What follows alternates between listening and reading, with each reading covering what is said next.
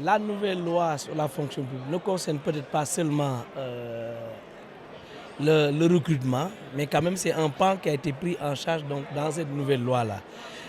Pourquoi réformer notre système de recrutement? C'est important parce que il y a une évolution du monde avec les nouveaux métiers qui arrivent et les nouvelles méthodes même d'enseignement qui ne sont pas les mêmes avec les méthodes que nous avions au lendemain de nos indépendances. Donc il va falloir donc revisiter et voir aussi sur ce que nous avons l'habitude de faire. Donc après évaluation, nous nous sommes rendus compte qu'il y a beaucoup de choses qu'il faut corriger. C'est pourquoi depuis notre arrivée, nous avons entamé une réforme sur beaucoup de points touchant donc la fonction publique, dont le recrutement. Et là, il va y avoir beaucoup de changements puisque on veut mettre tous les Sénégalais au même pied d'égalité devant la loi. La qualité de l'administration, il y a beaucoup de choses qu'il va falloir mettre en place. Et cela nécessite peut-être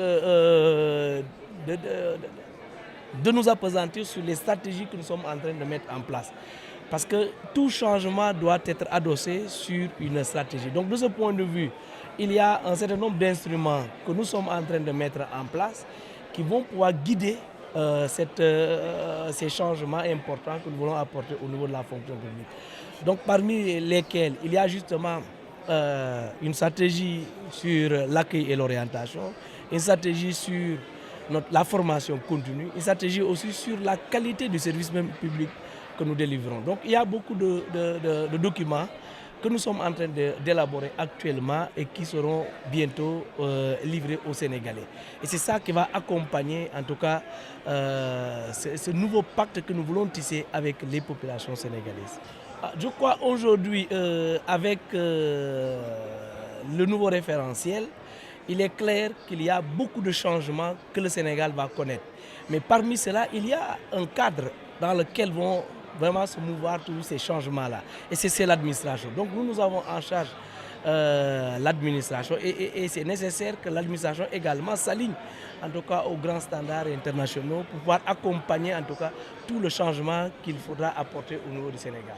Donc l'administration et la fonction publique de manière générale jouent un rôle de catalyseur parce que c'est sur la base de ça qu'on va pouvoir impulser tout le reste donc des réformes que nous voudrions bien apporter. Oui, il est clair parce que ce qu'il faut noter, nous avons fait d'abord une enquête de satisfaction des usagers. Nous avons permis aux citoyens sénégalais de se prononcer sur la qualité des services qui leur sont délivrés. Et sur la base donc de ce rapport, nous avons en tout cas tous les points qui montrent en tout cas les faiblesses de l'administration. Et parmi lesquels, comme vous l'avez dit, il y a souvent ce volet népotisme qui a toujours été décrié. Donc ce que nous voulons faire, c'est pourquoi ce qui justifie encore une fois la nouvelle loi que nous voulons mettre en place, qui va prendre en charge un certain nombre d'éléments, parce qu'il ne faut plus qu'on continue sur les mêmes bases. Donc nous étant à l'ère du djoub-djoubal, donc il est clair qu'il va falloir redresser beaucoup de choses. On ne peut pas continuer à être pistonné ou à être encadré. En tout cas, si vous n'avez pas quelqu'un au niveau de l'administration, vous n'avez aucune chance de pouvoir prospérer. Ça ne peut pas marcher. Donc les lois vont mettre les Sénégalais, en tout cas, va les positionner de façon très égale au niveau donc, de l'administration.